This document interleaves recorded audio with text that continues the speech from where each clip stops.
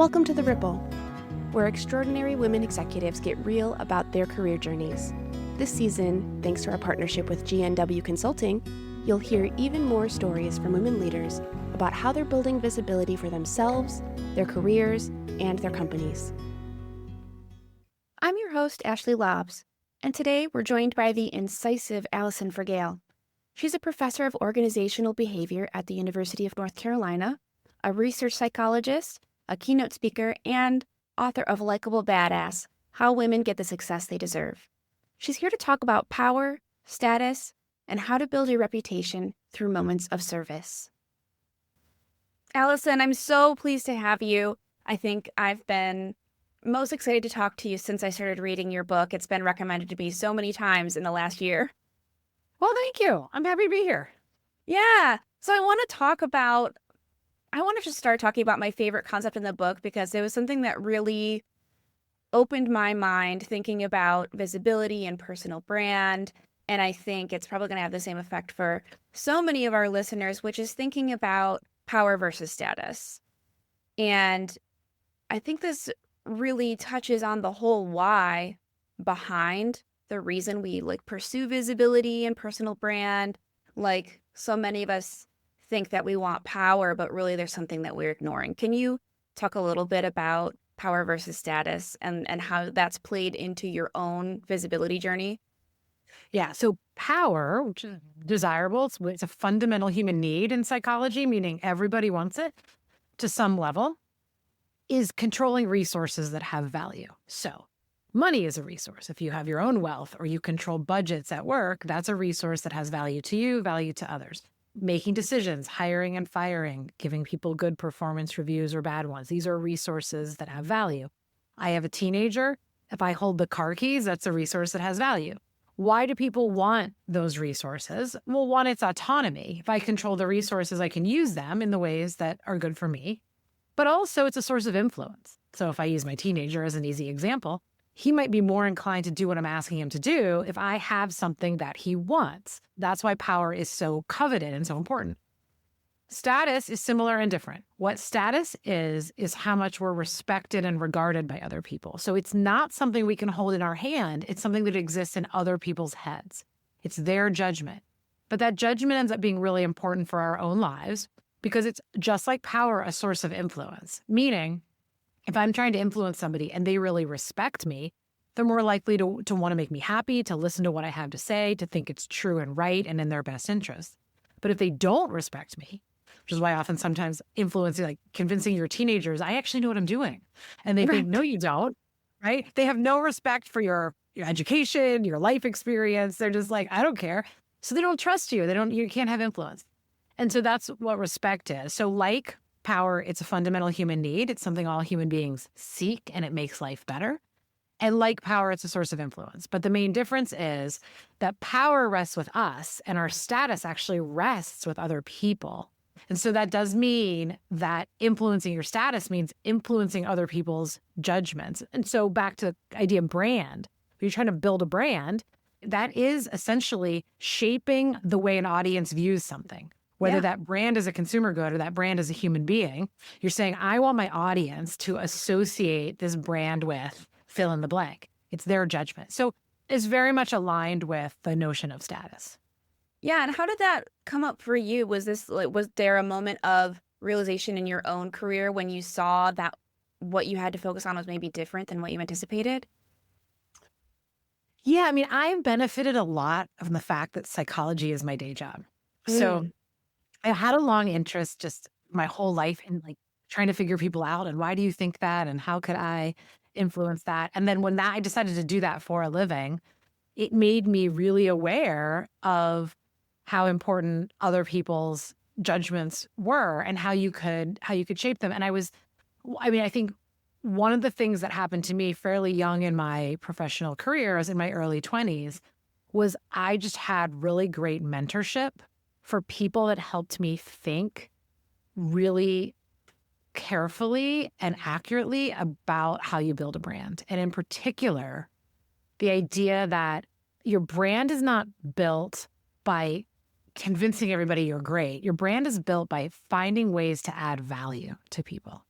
Mhm. authentic ways, easy ways. And so my graduate school advisor, when I first started working with her, she was like, you're going to see all these people around you, you're going to need them all one day. And so they have to, like your brand, they have to believe in you. They have to see you as a person they respect and value. How are you going to do that even when you have no rank, when you have no power, when you actually kind of feel like you know nothing because you do know nothing? How can you do that? And her mentality was from day one, always be of service.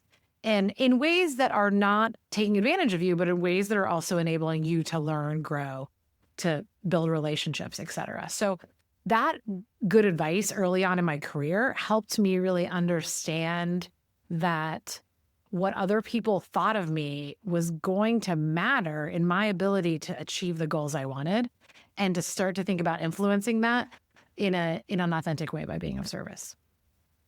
Yeah, I think something that's interesting is the tenuous relationship that women have with service. I think that, we're taught to be of service generally, societally. And then as we try to cultivate independence and, we step into feminism, like we have a more complicated relationship with service. And I've talked to women leaders who, don't want to fall into the trap of being of service, meaning that you're taking on too much like emotional or like social labor where you are. How do you draw the line between those things? 100%. You need to be of strategic service. So a couple of things, all right? Yeah, how do we get What strategic? you have to think about what is the purpose of me providing service in this moment? Sometimes it is to build your brand or to build your reputation. I want to do for you because it's important to you that you see me as a person of value. Well, that means that what I'm offering and the value it has is going to affect whether or not it works. Sometimes I want to be of service because it makes me feel good to give, right? I don't expect anything from you. I don't care how you think about me. I just want to give it. So one thing for people is to recognize, why are you giving in the first place? Why are you of service? There are different valid reasons. But Yeah. some of them involve, I'm being of service because this is how I build my brand. And the logic is, I don't want to be seen as a selfish person or a person who doesn't contribute. So therefore, I'm showing up and doing things. So what? So that you will see me as a valuable member of this team who cooperates and plays along, all those things. So that is important. I mean, relationships run on reciprocity. The second you're in a relationship and you think, I get nothing from this person, is Mm. the moment you try to find ways to eject. So if you cannot be a good relationship partner, whether it's a personal relationship or professional relationship, people don't want to be in relationships with you. So giving's not optional, but being strategic in thinking about giving, meaning it should be easy and doesn't burn you out. It should feel authentic and joyful. There are things you like to do. And it should be valued by the other party. Because if you're not meeting all three of those conditions, a variety of bad things are going to happen. You'll be exhausted. You'll feel like you're living a lie, or you won't get results and you'll think, I gave solely Mm. so that I could be valued, and now I'm not getting that outcome. So I'm a huge proponent of giving, but giving with intention. We can talk about any kind of examples if you want, but I think that's where it really lies, is being thoughtful about how we give and not just think more giving, more giving, more giving is the answer, because the science of that, as you're alluding to, for women is very clear. Women give more than men. They're asked to give more than men. The things they give are valued less than men. So indiscriminate giving is a recipe for disaster, but Yeah. intentional giving is a superpower. Yeah, and I like how you outline that as not merely strategic, right? And not just like a manipulation of people's perception of you, but something that you authentically enjoy doing is part of it, right? Like finding fulfillment, finding an authentic way to give. I think that's an important element of it. And yeah, if you do have an example, especially from your own experience, I would love to hear that and see what that brought for you. So one of the things I've conditioned myself to do is we meet lots of people in our lives, particularly not just strangers that you might like meet at the grocery store for 2 seconds, but people who might come in and out very quickly. Like imagine you're at a networking event and you Yeah. might talk to somebody for 2 or 3 minutes, and that might be the end of it. Like they just go across the room. But in a situation like that, where I'm talking to somebody in a professional capacity, even if it's very short, I am always listening to their story, thinking about, what does this person care about? And is there anything easy that I could do that costs me almost nothing to help them? So here's two examples. I'm at an event. I do a lot of in-person speaking. I'm at this big meeting, has about 1,000 people. As is sometimes the custom at these events, I am assigned what I can only describe as a handler, a person from the organization who just makes sure I can like find my way to the room and I don't get lost. And here's where you get your microphone. But I'm pretty self-sufficient in this regard. I don't need a lot of handling. So I'm at this event. This woman has been assigned to hang out with me. And we don't really have much to do. We're just waiting. And so I'm just chatting with her. And she's like, "Where are you from?" I said, "I'm from Chicago." And she says, "Oh, I'm going to Chicago in a little bit." So my instinct, okay, well, how could I be helpful? I'm just standing here. So I say, all right, well, if you ever need anything, like you need restaurants or hotels or anything, I know Chicago well, right? That's super easy for me to do. Yeah. I'm standing there anyway, and I can offer value, right? Why wouldn't I do that? And I think for me, it's the mentality of doing that. I see a lot of people in that same situation. They don't think of doing that. They just say, "Oh, I'm from Chicago. Where are you from?" But my mind instantly thinks, how can I help? Well, she says, "Oh, I'm going for something pretty specific. My friends and I are super into pinball, and we go for like pinball arcades," which admittedly, I know very little about. Sure. But I think, do I know anything? And I said, hold on a second. I just got an email that I saved because it was for a new arcade in Chicago near me. And I thought, if it's ever rainy, maybe I'll take my kids there. So I just pulled out my phone, scroll. I hit it. I click on the Instagram. And what pops up but a photo of 73 pinball machines? And I said, "Oh, like this?" And she said, "Exactly like that." "Oh, thank you." And she took it down. Now, there's a little bit of luck in that story, but the part I think that is repeatable is just conditioning yourself to listening to people and thinking, what could I do to help? So now, but she does enter my life again. She enters my life as a person that says, "Oh yeah, you helped me find that pinball place." I just took a call yesterday with somebody who reached out to me on LinkedIn, and back to the idea of there can be mutual benefit. The person who reached out to me and said, "Hey, could we ever meet?" is in Portugal. And Portugal is a place where I am thinking about planning a trip with my family in the next year. So I actually prioritized talking to her sooner than I might have otherwise a random message on LinkedIn, because I thought I could actually ask her some questions and she could be helpful. So I'll help her. She'll help me get on the phone. She's talking to me about book publicity, and she's asking me what I did with my book. And I have a bunch, because I'm a year out, I have a bunch of resources. Like, here's the spreadsheet of every podcast I did and every media outlet I did. It already exists. And she didn't really have money for publicity. And I said, well, you could just take my Excel spreadsheet and you could just like, here's a bunch of people who do work in this space. Like, you could just contact them yourself if you wanted. And she was like, "Oh my God, that's so helpful. Thank you." It was literally a drag and drop in the meeting I was already taking. So the idea of listening to people's stories and think, what do you care about? And what can I do that's easy, that could have a lot of value to you, but is not giving me a project? I almost always try to end meetings with no to-dos on my plate. So if I'm going to do something, I'm like, I do it right there. Not I'll follow up with an email and send you the spreadsheet. That's a to-do. I'm like, here it is. I dropped it into the chat. You can take a look at it and you can download it. So when you start to have that mentality, you can start to find like really fast ways that you're addressing people's problems with the resources you have at your fingertips, that you find joy in doing. It made me feel good to help her. And realistically, I might call her back and say, "Hey, should I stay at this hotel or that hotel for Portugal?"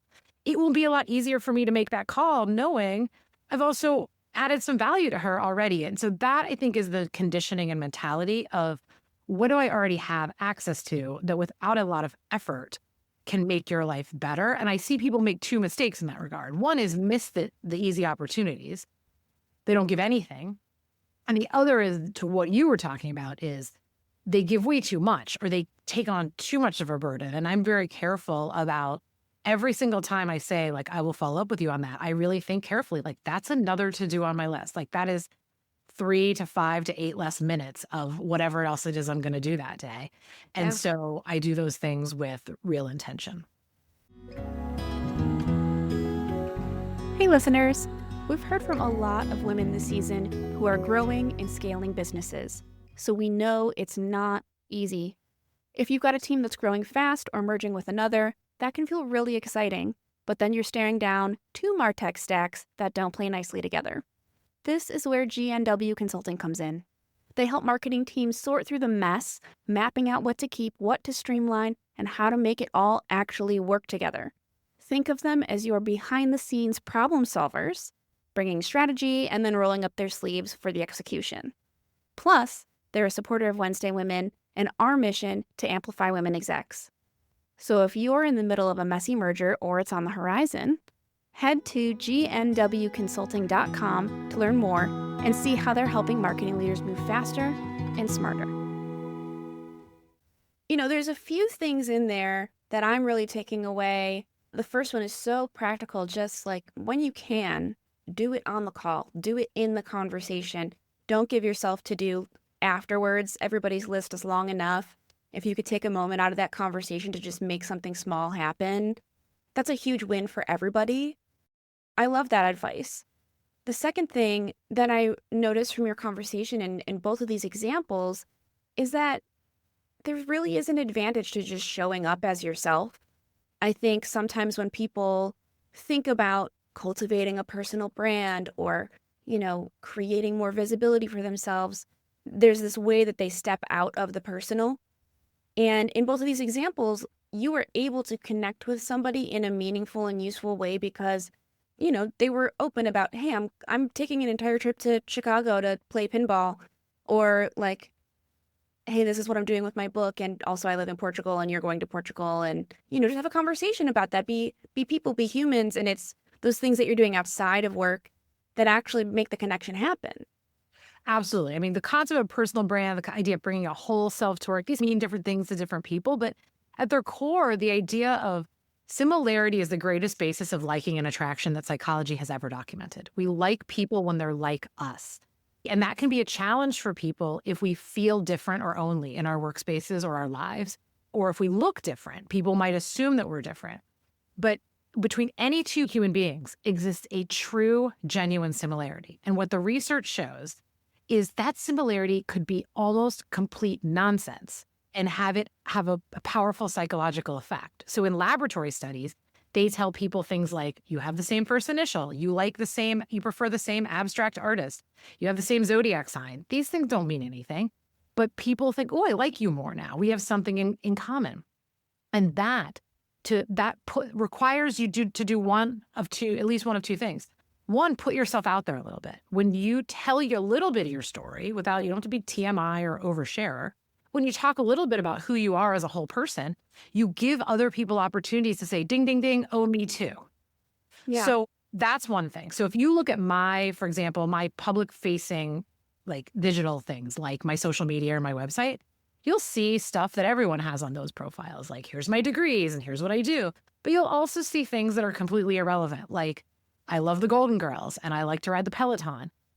And I have those things on there because one, it's true. It's who I am, but also it allows people to see themselves in me. And so when people reach out to me, strangers, what I find is that they're more likely to mention one of those things than any of the other professional stuff. Like, oh, I ride Peloton too. What's your Peloton name? And then who's your favorite instructor? And that's how true conversations get built. So by putting a little bit of your personality, who you are, your interests, put a picture on your desk, your phone screen, whatever it is, your screensaver on your desktop at work, in your social profiles, anything that you feel comfortable sharing allows people to see themselves in you. And the other thing is that when you're talking to people and they give you a little bit of clue as to who they are, and you think, oh, me too, don't let that moment pass. Stop on it and say, oh, okay.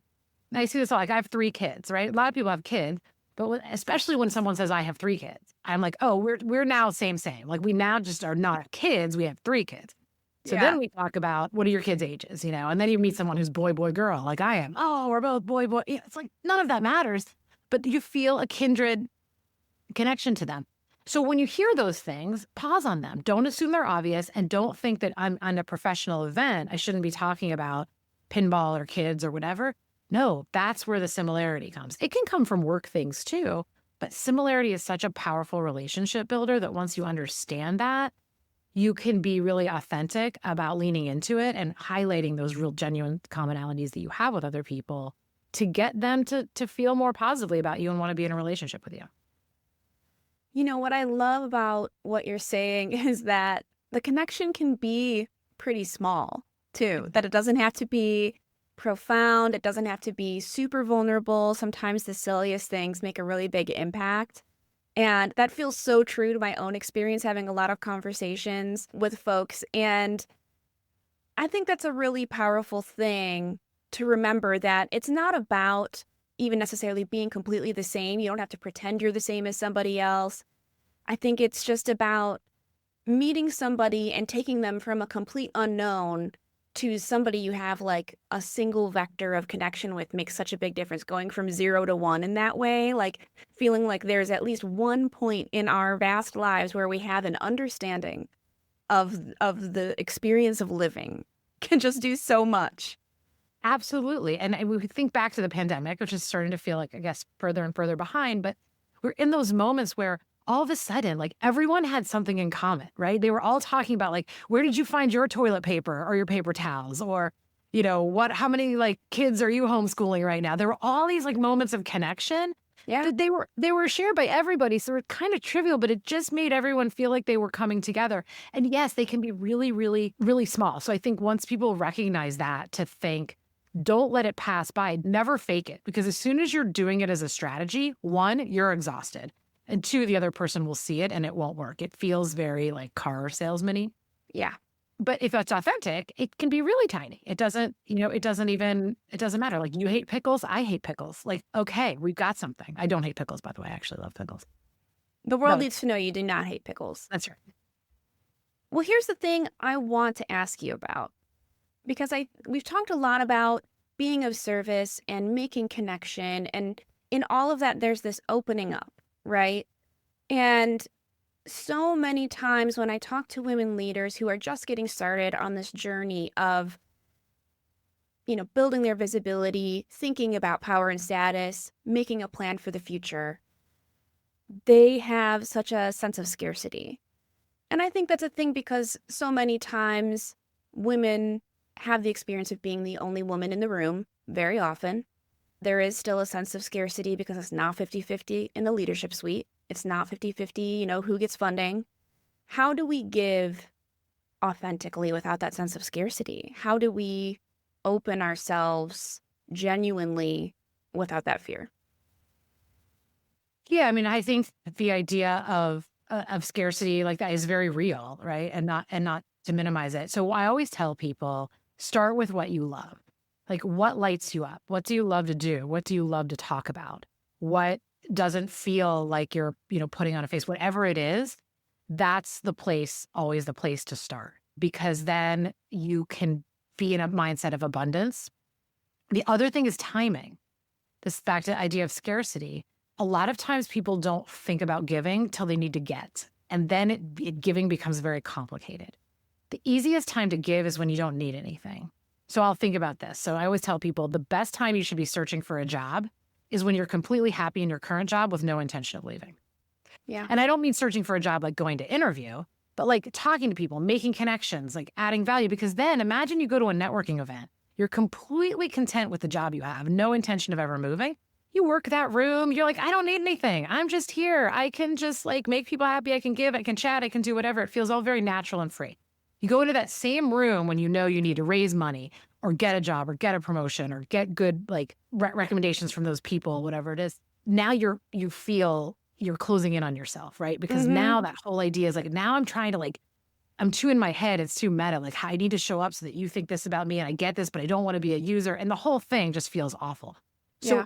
one of the ways not to feel like scarce is to give in moments where things are abundant. And often that means for people doing it the opposite of how they do it. Because as soon as we're happy, we forget about those things and we don't pick our head up until something's gone wrong. And so one of the big things I try to counsel people on is like, build your status before you need it. And that's how I think about it. Like, a lot of these people that I'm trying to give value to, I may never see again. And most of them, I don't think, oh, wait, there's something I need from you. But that's the beauty of it. That's why it feels so freeing, is because I don't need anything. And so if I made your day like just 1% better, great. Because, I don't need you to reciprocate. But that does lead to things down the road. So that would be my way to think about it, is if it's joyful to you, it doesn't feel bad, and work on the timing so that you're giving in times of abundance. I love that advice. And I want to finish up our time with a related question to this, because I think it can feel intimidating to start doing this in moments where it's not need, where you're not pushed by this urgency, right? So for the women out there who are just getting started with building visibility, or maybe it's the first time that they're trying to do this in a moment where they don't need a job and don't need funding, right? What advice do you have for doing that? What advice do you have for showing up and being of service authentically when we're not pressed by an urgent need for something? Yeah. So first is I like setting really concrete, specific, achievable goals for practice. Similar to if I have a goal of I want to exercise more, that type of vague goal is just not very good versus I'm going to the gym one time this week for 45 minutes, done. And so I say it should push you a little bit, but not so far. So setting something specific. So if I'm the person who says I am truly very introverted, if I'm introverted and I don't really like going into these situations talking about myself, it's like I'm going to make 3 introductions and then I'm out of there. And I'm going to set a specific goal that's high enough for me. Now, for other people that are extroverted, they're like 3 introductions. I could do that in the first 3 minutes and have, 57 more I could do. So setting something that's achievable, that's like a level of heat that you're ready for. And if you are just getting started and you're more fearful about these things, I always say the best place to do these things is with people you'll never see again. But you might. That's great advice. So what I think they tell people is, as a person who's taught negotiation for over 20 years, you should always be doing these things, whether it's negotiating, introducing yourself to people, self-promoting, et cetera, in an airport, because it's full of opportunities and people you will never see again unless you want to. That said, one of my most favored people in my network is somebody that I met in an airport bar because I just struck up a conversation with her, and I talk about that story in the book. And she's added tremendous value to my life, and I hope I've added value to hers. So some of them could go somewhere, but it's a very low risk place to try these things. And I think, so if you're fearful, you don't have to do everything all the time. Just do it once. And that's the experimentalist in me, is we run a study. We try something and say, does it work? If it doesn't, we change one variable and we try again. And that's what I would think about. Did you like that? Did it feel comfortable? Oh, okay, I'll repeat it. So all the things for me that are now just habits, they didn't start off with an intention of like, every time I meet somebody, I am going to do this. It was just, I did it once and I got more comfortable, and I did it twice and I got more comfortable. And now to the point where I do it without thinking. So that would be my advice, is like, identify something specific. Like, one time this week, I am going to tell somebody about an accomplishment that I had because I want to share that with the world. It feels scary to share it. And if it feels super scary, pick a stranger. As you get more comfortable, you can start sharing it with your friends. You can start sharing it at work. You can always find a way to ratchet up the heat, just like you can always find a way to work out a little harder than you did last time. I love that advice. Thank you so much for joining us today and sharing all this amazing and really actionable advice. I think it's going to resonate with so many of our listeners and give them a totally new frame for thinking about their visibility. My pleasure. Great to be here.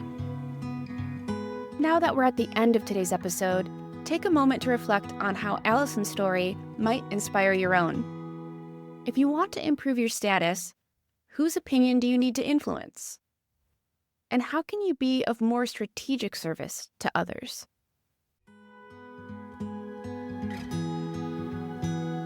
If today's show inspired you to think of an extraordinary woman leader in your life, let her know about the Wednesday Women Executive Membership. It's a safe space for women leaders to tackle any challenge, ask questions, and uplift others. And if you enjoyed today's episode, please give us a review on Apple, Spotify, or wherever you listen. Your ratings help us grow and inspire even more people. Thank you to our Season 2 sponsor, GNW Consulting, to our executive producers, Melissa Moody and Leslie Greenwood, and to our technical producer, Yelena Georgievich, with Kind Media Productions. I'm your host, Ashley Laabs, hoping this small ripple creates a big wave in your life. Until next time.